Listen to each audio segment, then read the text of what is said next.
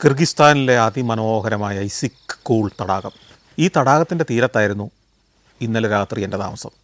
തടാകത്തിൻ്റെ തീരത്തെ ചോപ്പൻ ആത്ത എന്ന് പറയുന്ന നഗരത്തിലെ ഒരു ഹോട്ടലിൽ നമ്മുടെ ഡ്രൈവറും സുഹൃത്തും വഴികാട്ടിയും ഒക്കെ ആയിട്ടുള്ള യലമാൻ ഇന്നലെ രാത്രി ആഘോഷത്തിന് പോയിരിക്കുകയാണ് കൂട്ടുകാരുടെ കൂടെ. രാവിലെ കൃത്യം 8:30 ആയപ്പോഴത്തേക്കും പുള്ളി ഹോട്ടലിൻ്റെ മുമ്പിൽ വണ്ടിയായിട്ട് വന്നു. അപ്പോൾ ഞാൻ റെഡിയായിട്ട് നിൽക്കുന്നുണ്ട്. വണ്ടിയിൽ ചെന്ന് കയറി. ഗംഭീരമായ ഒരു സായാഹ്നമായിരുന്നു ഇന്നലെ. ഡാൻസും പാട്ടും പാനോപചാരങ്ങളും ഒക്കെയുള്ള നിരവധി റെസ്റ്റോറൻറ്റുകൾ നിറഞ്ഞ ഒരു നഗരമാണ് ശരിക്കും ഈ ചോപ്പനാത്ത. നമ്മളിനി പോകുന്നത് കിഴക്കോട്ടാണ്. ഇനി കിഴക്കേ അതിരിൽ, അതായത് ഈ തടാകത്തിൻ്റെ കിഴക്കേ തീരത്ത് അങ്ങ് അറ്റത്തേക്ക് നീണ്ടു കിടക്കുന്ന ആ ഭാഗത്തുള്ള കാരക്കോൾ എന്ന് പറയുന്നൊരു നഗരമുണ്ട്. ഈ കാരക്കോളിൽ എത്തണമെങ്കിൽ ഏതാണ്ടൊരു 140-150 കിലോമീറ്റർ ഓടണം. ഒരു 2.5 മണിക്കൂർ ഓടാനുണ്ട്. നല്ല പാതകളാണ്, വലിയ കുഴപ്പമില്ലാത്ത റോഡുകളാണ്. 2 വരി പാതകളേ ഉള്ളൂ എങ്കിലും ഞാൻ പറഞ്ഞാൽ അങ്ങോട്ട് തന്നെ പോകാം. പക്ഷേ ഒരു കാര്യമുണ്ട്, എനിക്ക് ചില ഗ്രാമങ്ങളിലൊക്കെ ഒന്ന് നിർത്തണം, ചില ഗ്രാമങ്ങളിലെ കാഴ്ചകളിലേക്ക് പോകണം. അയാൾ ചോദിച്ചു, ഗ്രാമങ്ങളിൽ എന്ത് കാണാനാണ്? ഞാൻ പറഞ്ഞു, ഗ്രാമത്തിലെ മനുഷ്യരെങ്ങനെയാണ് ജീവിക്കുന്നതെന്ന് കാണണം. പറ്റുമെങ്കിൽ അവരുടെയൊക്കെ ഒരു വീട്ടിലൊന്ന് കയറണം, അവർ കൃഷി ചെയ്യുന്നതും കാണണം, അവർ പശുവിനെ വളർത്തുന്നത് ആടിനെ വളർത്തുന്നതൊക്കെ ഒന്ന് കാണണം, ഭക്ഷണം പാകം ചെയ്യുന്ന പറ്റുമെങ്കിൽ ഷൂട്ട് ചെയ്യണം. അപ്പോൾ അയാൾ എൻ്റെ മുഖത്തേക്ക് നോക്കി ഒന്ന് ചിരിച്ചിട്ട് പറഞ്ഞാൽ നടന്നതാണ് എന്നുള്ള മട്ടിൽ. കാരണം നിങ്ങൾക്കറിയില്ല, ഇവിടുത്തെ മനുഷ്യർ പൊതുവേ അന്യരായ ആൾക്കാരെ വീട്ടിലേക്ക് പ്രവേശിപ്പിക്കുന്നതിൽ വിമുഖതയുള്ളവരാണ്. ഇപ്പോൾ നല്ല സൗഹൃദമൊക്കെ ഉണ്ടെങ്കിൽ വല്ല ടൂറിസ്റ്റുകളെ പോലെ അന്യനാടുകളിൽ നിന്ന് വരുന്നവരൊക്കെ ഏറ്റവുമെങ്കിലും സാധാരണക്കാരങ്ങനെ ചെയ്യില്ല. ഞാൻ ചോദിച്ചാൽ എന്താ അതിൻ്റെ കാരണം? അപ്പോൾ അദ്ദേഹം പറഞ്ഞു, ഒന്ന് വീട്ടിലെ സാഹചര്യങ്ങൾ തന്നെയാണ്. ആളുകളൊക്കെ വലിയ അഭിമാനികളാണ്. മിക്കവാറും വീടുകളുടെ ഉള്ളിൽ ദാരിദ്ര്യത്തിൻ്റെ ഒരു ഛായ ഉണ്ടാവും. അതുകൊണ്ടാണ് അനുവദിക്കാത്തതെന്ന് പറഞ്ഞു. എന്നാലും നമുക്ക് നോക്കാം എന്ന് പറഞ്ഞ് ഇങ്ങനെ ഓടുകയാണ്. വണ്ടി ഓടുമ്പോൾ വലതുവശത്ത് തടാകം. ആ ഇടയ്ക്ക് ഈ ഹൈവേ തടാകത്തിൻ്റെ തൊട്ട് തീരത്തേക്ക് വരും. അതായത് അതിൻ്റെ കാരണം എന്താ വെച്ച് കഴിഞ്ഞാൽ ലെഫ്റ്റ് സൈഡിൽ പർവ്വതങ്ങളിങ്ങനെ ഈ തടാകത്തിൻ്റെ തീരത്തേക്ക് വന്ന് നിൽക്കുക. അപ്പോൾ ഈ റോഡിന് പോകാൻ ഇതിന് രണ്ടിനും കൂടെ ഇടയ്ക്കുള്ള ചെറിയൊരു ഇടുങ്ങിയ ഭാഗമേ ഉള്ളൂ. ഇങ്ങനെ ഓടുമ്പോൾ വഴിയിലുള്ള വാഹനങ്ങൾ ഞാൻ നിരീക്ഷിക്കുന്നുണ്ട്. കാറുകൾ എൻ്റെ ശ്രദ്ധപ്പെടാറുണ്ട്. എനിക്ക് ഭയങ്കര ഇഷ്ടമാണ് കാറുകൾ. ലാദ എന്ന പേരുള്ള കാറാണ്. പഴയ സോവിയറ്റ് കാലത്തെ ഒരു കാറ്. 1965-66 കാലഘട്ടത്തിൽ റഷ്യയിൽ, സോവിയറ്റ് യൂണിയനിൽ അവർക്ക് സ്വന്തമായിട്ടൊരു കാർ മാനുഫാക്ചർ ചെയ്യാൻ വേണ്ടി അവിടുത്തെ ഒരു കമ്പനി, സർക്കാരിൻ്റെ ഉടമസ്ഥയിലാണല്ലോ അന്നെല്ലാ കമ്പനികളും, അവർ തീരുമാനിക്കുന്നു. അതിനുവേണ്ടി ഫിയറ്റ് കമ്പനിയുമായിട്ട്, ഇറ്റാലിയൻ കമ്പനിയായ ഫിയറ്റുമായിട്ട് ഒരു എഗ്രിമെൻ്റ് ഉണ്ടാക്കുന്നു. അവർ ചർച്ചകൾ നടത്തുന്നു. ഒടുവിലൊരു ധാരണയെത്തുന്നു. ഫിയറ്റിൻ്റെ ടെക്നോളജിയും പ്ലാന്റിൻ്റെ ടെക്നോളജിയും ഒക്കെ കൊടുക്കാമെന്ന് സമ്മതിക്കുന്നു. അങ്ങനെ എനിക്ക് തോന്നുന്നത് 67 മറ്റോ ഇവർ എഗ്രിമെൻറ്റ് സൈൻ ചെയ്യുന്നു. പിന്നീട് 70 മാനുഫാക്ചറിങ് ആരംഭിക്കുന്നു, പ്രൊഡക്ഷൻ ആരംഭിക്കുന്നു റഷ്യയിൽ. ലാദയുടെ ആദ്യ മോഡലൊക്കെ എന്ന് പറഞ്ഞാൽ ഗംഭീര മോഡലുകളായിരുന്നു. 1977 നിവ എന്ന് പറയുന്ന ഒരു കാർ പുറത്തിറങ്ങി. നിവ എന്ന് പറയുന്നത് ഇന്നത്തെ നമ്മുടെ ഒരു മിനി SUV ഉണ്ടല്ലോ, ഒരു ചെറിയ SUV, അതിൻ്റെ സ്വഭാവത്തിലുള്ളതാണ്. ഈ കാറിൻ്റെ ഒരു പ്രത്യേകത എന്താ പറയുക, ഈ റഷ്യയിൽ അല്ലെങ്കിൽ പ്രത്യേകിച്ച് സോവിയറ്റ് യൂണിയൻ്റെ വിശാലമായ പ്രദേശങ്ങളിലൊക്കെ ഈ കാറ് ഒരാൾ വാങ്ങിയാൽ അയാൾക്ക് സർവീസ് കൊടുക്കുന്ന സർവീസ് സ്റ്റേഷനുകൾ ഈ വിശാലമായ റഷ്യൻ രാജ്യത്ത് മുഴുവൻ സ്ഥാപിക്കുക എന്ന് പറയുന്നത് ഇമ്പോസിബിളാണ്. റഷ്യ എത്ര ഏരിയ കിടക്കുന്നത്, ലക്ഷക്കണക്കിന് സ്ക്വയർ കിലോമീറ്റർ കിടക്കുക. അവിടെ ചില പട്ടണങ്ങളിലും ചില ഗ്രാമങ്ങളിലും ഒക്കെ 5-6 വീട്ടുകാർ മാത്രമേ ഉള്ളൂ. അപ്പം ഒരു കാറ് വാങ്ങിച്ചു കഴിഞ്ഞാൽ അത് സർവീസ് ചെയ്യണമെങ്കിൽ, ഇത് റിപ്പയർ ചെയ്യണമെങ്കിൽ ആയിരക്കണക്കിന് കിലോമീറ്റർ അകലെയുള്ള ഒരു നഗരത്തിൽ കൊണ്ടുവന്നെങ്കിലേ പറ്റുള്ളൂ. അപ്പോൾ ഈ നാടിന് വേണ്ടിയാണ് ഇതിനെ ഡിസൈൻ ചെയ്തത്. അതായത് അത്യാവശ്യം റിപ്പയേഴ്സൊക്കെ ഇതിൻ്റെ ഉടമസ്ഥന് ചെയ്യാം. പിന്നെ നല്ല റഫ് ആൻഡ് ടഫ് ആയിട്ടുള്ള കാറായിരിക്കും. പണ്ട് നമ്മുടെ അംബാസഡർ കാർ എന്നൊക്കെ പറയുന്ന പോലെയാണ്. നാട്ടിലെ ഏത് മെക്കാനിക്കിനും റിപ്പയർ ചെയ്യാമെന്ന് പറഞ്ഞ പോലെ ആയിരുന്നല്ലോ. അന്ന് അംബാസഡറിൻ്റെ ഷോറൂമിലോ സർവീസ് സ്റ്റേഷനിലോ നമ്മൾ കൊണ്ടുപോയി ഒരിക്കലും റിപ്പയർ ചെയ്യാറുണ്ടായിരുന്നില്ല. പ്രത്യേകിച്ച് നമ്മുടെ ഗ്രാമീണ മേഖലയിലൊക്കെ എല്ലാ ഗ്രാമത്തിലും അംബാസഡർ റിപ്പയർ ചെയ്യുന്ന, അല്ലെങ്കിൽ ഏത് വണ്ടി റിപ്പയർ ചെയ്യുന്ന ഒരു വർക്ക്ഷോപ്പ് ഉണ്ടാവും. എന്ന് പറഞ്ഞ പോലെ ഈ ലാദ കാറുകൾ എവിടെയും ആർക്കും റിപ്പയർ ചെയ്യാവുന്ന രീതിയിലാണ് ഉണ്ടാക്കിയത്. നല്ല ഗ്രൗണ്ട് ക്ലിയറൻസ്. അപ്പോൾ ഈ കാറിന് വിലയും വളരെ കുറവായിരുന്നു. അതുകൊണ്ട് തന്നെ ഈ ലാറ്റിൻ അമേരിക്കയിലൊക്കെ ഇവർ ഉദ്ദേശിച്ച പോലെ തന്നെ നന്നായിട്ട് വിറ്റുപോയി. കാനഡയിലും വിറ്റുപോയി. പക്ഷേ ഈ സോവിയറ്റ് യൂണിയൻ്റെ തകർച്ചയോടുകൂടി ഈ പ്രസ്ഥാനത്തിനും വലിയൊരു പ്രതിസന്ധി നേരിട്ടു. പിന്നീട് 2008 ആയപ്പോഴത്തേക്കും റെനോ എന്ന് പറയുന്ന കമ്പനി ഇവരുടെ ഒരു 25% ഷെയർ വാങ്ങി. പിന്നെ കുറേ കാലം ഇവരുടെ പാർട്ട്ണർഷിപ്പിലായിരുന്നു. ഇപ്പോഴും ആ കമ്പനി ഈ ലാദ കാറുകൾ മാനുഫാക്ചർ ചെയ്യപ്പെടുന്നുണ്ട്, പലയിടത്തും നന്നായിട്ട് വിൽക്കുന്നുണ്ട്. ഇടക്കാലത്ത് അതിൻ്റെ പ്രതാപമൊക്കെ ഒന്ന് കെട്ടുപോയിരുന്നു. പക്ഷേ ഇപ്പോൾ ഒന്ന് മോഡേണൈസ് ചെയ്തു റെനോ കമ്പനിയായിട്ടുള്ള ഒരു സഹകരണത്തിൽ. പക്ഷേ ഈ യുക്രൈൻ വാർ തുടങ്ങിയപ്പോൾ എന്താ സംഭവിച്ചതെന്ന് വെച്ച് കഴിഞ്ഞാൽ ഈ മാർക്കറ്റ് ഉൾപ്പെടെ എല്ലാം പ്രതിസന്ധിയിലാകുമെന്ന് മനസ്സിലാക്കി റെനോ ഒരു റൂബിളിനോ മറ്റോ ഇവരുടെ ഷെയർ മുഴുവൻ തിരിച്ച് ഇവരുടെ മാതൃ കമ്പനിക്ക് കൊടുത്തിട്ട് അവർ അതിൽ നിന്ന് എക്സിറ്റ് ചെയ്തു. ഇപ്പോൾ 2022 അവർ പോയതിന് ശേഷം 2022 2023 പറ്റോ ആ കമ്പനി കുറച്ചുകൂടെ മോഡേണൈസേഷനുള്ള പ്രോസസ്സ് നടന്നുകൊണ്ടിരിക്കുകയാണ്. ഒരു നവീകരണത്തിൻ്റെ പാതയിലാണെന്നാണ് ഞാൻ മനസ്സിലാക്കുന്നത്. ഇത്തരത്തിലുള്ള ലാദാ കാറുകൾ വഴി പലയിടത്തും കാണാം. അങ്ങനെ കുറേ ദൂരം ഓടി നമ്മൾ ഒരു ചെറിയൊരു ഗ്രാമത്തിലേക്ക് എത്തുകയാണ്. അപ്പോൾ ഈ ഓരോ ഗ്രാമത്തിലേക്കും കയറുന്നിടത്ത് അതിൻ്റെ ബോർഡ് വെച്ചിട്ടുണ്ടാവും. ഗ്രിഗറിയേവ്ക എന്ന് പറയുന്നൊരു ഗ്രാമം. ആ ബോർഡ് കണ്ടു. അപ്പോൾ ഗ്രിഗറിയേവ്ക ഗ്രാമത്തിലേക്ക് കയറിക്കഴിഞ്ഞ ഉടനെ അവിടെ കുറേ വീടുകളുണ്ട്. അപ്പോൾ ഞാൻ പറഞ്ഞു ഇവിടെ ഒന്ന് വണ്ടി നിർത്താൻ പറഞ്ഞു. നിർത്തി ചാടി ഇറങ്ങിക്കഴിയുമ്പോൾ ആ റോഡിൻ്റെ അങ്ങേ സൈഡിൽ ഒരു ചെരിവുണ്ട്. ആ കുന്നിൻ ചെരുവിൽ ഒരാൾ പശുവിനെയൊക്കെ മേയിച്ച് നടക്കുക. കുറച്ച് പശുക്കളൊക്കെ ഉണ്ട്. രാവിലെ തന്നെ പശുക്കളുമായിട്ട് ഇറങ്ങിയിരിക്കുക. ഈ ഗ്രാമീണർ ഇങ്ങനെ വലിയ സ്വപ്നങ്ങളൊന്നും ഉള്ളവരൊന്നുമല്ല. ഇങ്ങനെ ഒരു 5-6 പശു കാണും, അല്ലെങ്കിൽ 3-4 പശു കാണും. ഇതിനെ മേയിച്ച് രാവിലെ അങ്ങ് ഇറങ്ങും. അങ്ങനെയുള്ള ആളുകളുണ്ട്. അപ്പോൾ ഞാൻ ഇയാളുടെ അടുത്തേക്ക് ചെന്നു ക്യാമറയുമായിട്ട്. ഇയാൾ പശുവിനെ മേയിക്കുന്നതും ഇയാളോടൊന്ന് സംസാരിക്കാമെന്ന് വിചാരിച്ചാൽ വന്നേ. അപ്പോൾ എലമാനെ വിളിച്ചു. എലമാനും കൂടെ വന്നു. എലമാൻ ട്രാൻസ്ലേറ്ററായിട്ട്. അപ്പോൾ ഇയാൾക്ക് 6 പശുക്കളാണുള്ളതെന്ന് പറഞ്ഞു. വീട്ടിലൊരു 6-7 പേരുള്ളൊരു കുടുംബമാണ്. ഇയാളുടെ ഒരു മൂത്ത സഹോദരൻ റഷ്യയിലാണ്, അവിടെ ജോലി ചെയ്തുകൊണ്ടിരിക്കുകയാണ്. അപ്പോൾ ഈ കിർഗിസ്ഥാനിൽ നിന്നൊക്കെ ധാരാളം ആളുകൾ റഷ്യയിൽ പോയി ജോലി ചെയ്യുന്നുണ്ട്. ഇപ്പം പശ്ചിമ ബംഗാളിൽ നിന്ന് കേരളത്തിലേക്ക് വരുമെന്ന് പറഞ്ഞ പോലെയാണ്. അവർ ഉത്സവ സമയങ്ങൾ അല്ലെങ്കിൽ ഇവരുടെ പെരുന്നാൾ സമയത്തൊക്കെ അവിടുന്ന് എല്ലാവരും കൂടി ഇങ്ങോട്ട് വരും. അവധി സമയത്ത് വീണ്ടും തിരിച്ചു പോകും. ഞാൻ ഇവൻ്റെ പേര് ചോദിച്ചു. ഇവൻ്റെ പേര് നൂർ സുൽത്താൻ എന്നാണ്. അപ്പോൾ ഞാൻ നമ്മുടെ എലമാനോട് പറഞ്ഞു, എലമാനെ വാ, എൻ്റെ കൂടെ വാ, നമുക്ക് ഈ വീടുകളിലൊന്ന് കയറണം, പോകണം. അപ്പോൾ എലമാൻ പറഞ്ഞു, ഞാൻ നേരത്തെ കഥ പറഞ്ഞില്ലേ, അവരൊന്നും സമ്മതിക്കുകയില്ല. എനിക്കറിയാം ഈ ഗ്രാമീണരെ, അവർ വീട്ടിലേക്ക് ഒരാൾ കയറുന്നതിന് ഇഷ്ടപ്പെടുന്നില്ല. നിങ്ങൾ നോക്കൂ, എല്ലാ വീടിൻ്റെയും ഗേറ്റ് അടച്ചല്ലേ കിടക്കുന്നത്. നിങ്ങളെങ്ങനെയാണ് ഗേറ്റ് തുറന്ന് അകത്തേക്ക് കയറാൻ പോകുന്നത്? ഞാൻ പറഞ്ഞു, നമുക്ക് ഏതെങ്കിലും തുറന്ന വീടുണ്ടെന്ന് നോക്കാം. അപ്പോൾ എനിക്കിത് എന്തിനാണ് ഞാനിത് ചെയ്യുന്നതെന്ന് ചോദിച്ചു കഴിഞ്ഞാൽ, എനിക്കും അറിയാം മനുഷ്യൻ്റെ സ്വകാര്യതയിലേക്ക് ഇടിച്ചു കയറുന്നതൊന്നും നല്ലതല്ലെന്ന്. പക്ഷേ എൻ്റെ പ്രേക്ഷകർ എപ്പോഴും ആവശ്യപ്പെടുന്നൊരു കാര്യം ഗ്രാമം കാണണം, വീട് കാണണം, അവിടുത്തെ ജീവിതം കാണണമെന്നാണ്. ഇതിൻ്റെ ഏറ്റവും വലിയ പരിമിതി ചില നാടുകളിലൊക്കെ അത് സാധ്യമാണ്. ഇന്ത്യയിൽ നമ്മൾ സഞ്ചരിക്കുമ്പോൾ നമ്മുടെ ജാർഖണ്ഡിൻ്റെ ഉൾനാടുകളിലാണെങ്കിലും ബീഹാറിലാണെങ്കിലും ഒക്കെ പരമാവധി വീടുകളിലേക്കൊക്കെ പോകാം. പക്ഷേ ചില നാടുകളിൽ അത് സാധ്യമല്ല. അവർ നമ്മളെ വീട്ടിലേക്ക് കയറ്റിയാൽ പോലും അത് ഷൂട്ട് ചെയ്യാൻ അവർ ആഗ്രഹിക്കുന്നുണ്ടാവില്ല. ഏതായാലും നടന്നു നോക്കാമെന്ന് വിചാരിച്ച് ഞാൻ നടന്നു. അപ്പോൾ ഞാനീ നടന്നു തുടങ്ങുമ്പോൾ ആ താഴ്വാരത്ത് കുന്നിൻ ചെരുവിലും ഒക്കെയുള്ള വീടുകളിലൊക്കെ ആളനക്കൊക്കെ ഉണ്ട്. ആ മുറ്റത്തൂടെയൊക്കെ ആളൊക്കെ നടക്കുന്ന കാണാം. ഞാൻ ഈ ക്യാമറയായിട്ട് കൂടുതൽ അടുത്തടുത്ത് ചെല്ലുമ്പോൾ ഇവരൊക്കെ ഇതിലേ പോയെന്ന് കാണുന്നില്ല. മിക്കവാറും വീടുകളെല്ലാം അടഞ്ഞു, ഗേറ്റ് തന്നെ അടച്ചു പൂട്ടിയിട്ടിരിക്കുന്നു. ഒരു വീട്ടിലെ ഗേറ്റ് തുറന്ന് കിടപ്പുണ്ട്. ഞാൻ അതിലൂടെ അകത്തൊന്ന് കയറി നോക്കി. അകത്ത് കയറിയപ്പോൾ ഒരു പട്ടി ഒരു മൂലയ്ക്ക് നിന്ന് കുരയ്ക്കാൻ തുടങ്ങി. അപ്പോൾ ഞാൻ വിചാരിച്ചു ഈ പട്ടി കുരയ്ക്കുന്ന കണ്ടിട്ട് ആരെങ്കിലും ഇറങ്ങി വരുമായിരിക്കും. ഒരു സൈഡ് തൊഴുത്താണ്. പഴയ ഒരു റഷ്യൻ ശൈലിയിൽ, റഷ്യയുടെ ഉൾഗ്രാമങ്ങളിൽ കാണുന്ന തരത്തിലുള്ള വീടുകൾ തന്നെയാണ്. അതായത് കൊത്തുപണികളുള്ള മുഖപ്പുകളും ജനലുകളുടെ ഫ്രെയിമിലൊക്കെ കൊത്തുപണികൾ നടത്തിയതൊക്കെ ആയ വീടുകൾ ഉണ്ടാക്കുകയും സ്ഥിരതാമസമാക്കുകയും ചെയ്തതൊക്കെ ഇത്തരം പട്ടണങ്ങളിൽ ഒരു റഷ്യൻ ശൈലിയിലാണ്. പല വീടുകളുടെയും മുമ്പിലൂടെയൊക്കെ നടന്നു നോക്കി, ഒരു രക്ഷയില്ല. എനിക്കൊരു കാര്യം മനസ്സിലായി, ഇതിൽ വെറുതെ നടന്നിട്ട് കാര്യമില്ല. ഞങ്ങൾ വണ്ടിയെ കയറി വീണ്ടും യാത്ര തുടരുകയാണ്. കുറച്ചുകൂടെ അങ്ങ് ചെന്ന് കഴിയുമ്പോഴത്തേക്കും ഗ്രിഗറിയേവ്കയുടെ പട്ടണത്തിലേക്ക് എത്തുകയാണ്. അപ്പോഴാണ് മനസ്സിലായി ഗ്രിഗറിയേവ്ക ഒരു ഗ്രാമമല്ല, ഭേദപ്പെട്ടൊരു പട്ടണമാണ്. പക്ഷേ നമ്മൾ ഇന്നലെ ഒക്കെ യാത്ര ചെയ്യുമ്പോൾ കണ്ടതിൽ നിന്ന് വ്യത്യസ്തമായിട്ട് ഈ ഗ്രാമത്തിനൊരു പ്രത്യേകതയുണ്ട്. വഴിയരികിലൊക്കെ കൂടുതൽ ആളുകളുണ്ട്. ഗ്രാമത്തിൽ കുറച്ച് മുമ്പ് നമ്മൾ കണ്ട പോലെയല്ല, ഈ പട്ടണഭാഗത്തേക്ക് എത്തുമ്പോൾ കുറച്ചേറെ ആളുകൾ അവർ വഴിയരികിൽ കൂടെ നടക്കുന്നുണ്ട്. ചില എന്താണ് മാർക്കറ്റുകളിൽ, മിനി മാർക്കറ്റുകളുണ്ടല്ലോ, നമ്മുടെ ചെറിയ സൂപ്പർ മാർക്കറ്റുകൾ പോലത്തെ ചെറിയ കടകൾ, അവിടേക്ക് ഇറങ്ങുന്നു, കയറുന്നു. അങ്ങനെ സജീവമാണ് ഭാഗം. ഈ ഗ്രിഗറിയേവ്ക എന്ന് പറയുന്നത് ഒരു റഷ്യൻ ഗ്രാമമാണ്.